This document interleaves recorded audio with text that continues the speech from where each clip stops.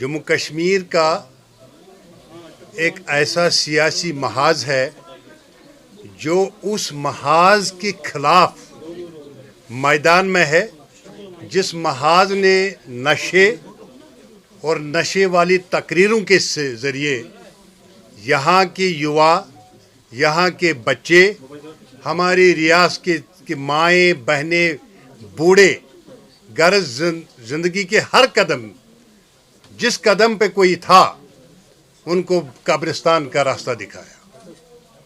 अपने घर भर लिए। कन्फ्यूजन का शिकार इस वक्त भी ये कौम है। इन्होंने इतना कंफ्यूज किया हुआ है कि समझ में नहीं आ रहा कि इसको कहां से हम शुरू करते हैं। अगर इन पॉलिटिकल पार्टियों ने कुछ अच्छा किया होता तो नई पॉलिटिकल पार्टी बनाने की कोई ज़रूरत नहीं थी। कभी ये बीजेपी में जाते हैं तो फिर उनको बोलते हैं कि ये गुनाहगार हैं, खुद इनके साथ रंगरेलिया 4-4 साल मनाते हैं, फिर बोलते हैं दूसरों को गाली देते हैं ये बीजेपी के साथ है।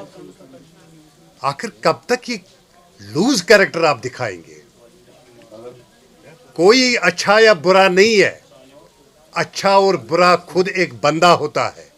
श्रीनगर के main city Srinagar central city से हमने शेख वसीम अहमद, जो कि मेरे लेफ्ट में बैठे हैं, इनको अपना कैंडिडेट नामजद किया है और बारामूला पार्लियामेंट्री लोकसभा कॉन्स्टिट्यूंसी के लिए हमने मुनीर अहमद खान साहब को नॉमिनेट किया हुआ है। इसका ऐलान करने में मुझे बेहद खुशी हो रही है। आप पे ये सवाल क्यों?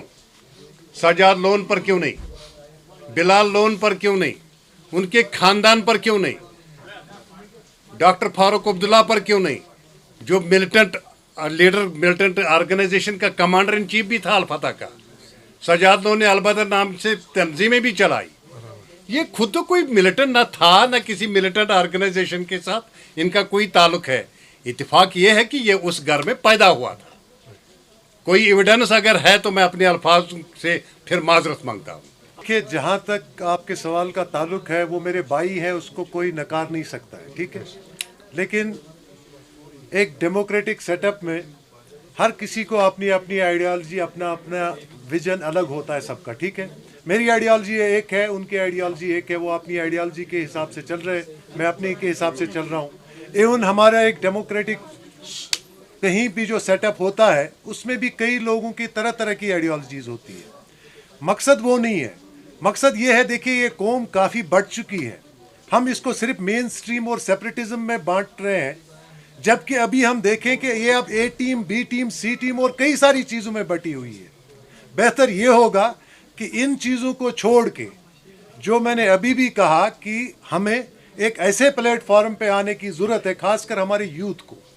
अब पुराने लोगों की मैं बात इसलिए नहीं करूँगा, मैंने पहले भी कहा कि पुराने लोग अगर इस चीज़ को समझ गए होते, अगर वो इस चीज़ को सही से उन्होंने हैंडल किया होता, शायद हमारे आने की ज़रूरत नहीं पड़ती। अब जबकि हमारे पास हम देख रहे हैं, जो पहले के हमारे सारे लोग रहे हैं, वो ऐसे आजमाए हुए कारतूस हैं जिनसे कोई अचीवमेंट हम हासिल नहीं कर पाए हैं, ठीक है।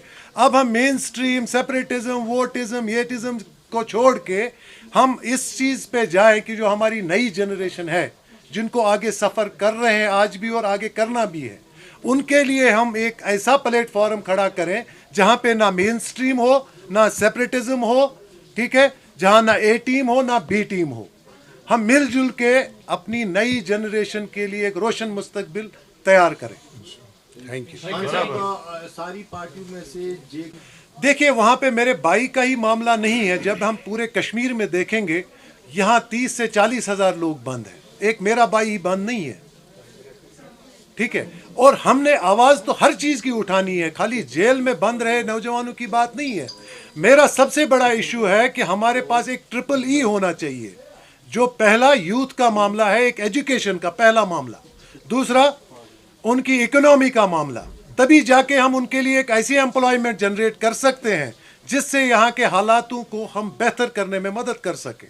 उधर खाली जेल का मामला नहीं है, काफ़ी सारे मामले हमारे ऊपर ऐसे हैं जिनको एड्रेस करने के लिए आज तक कोई भी यहाँ खड़ा नहीं हुआ।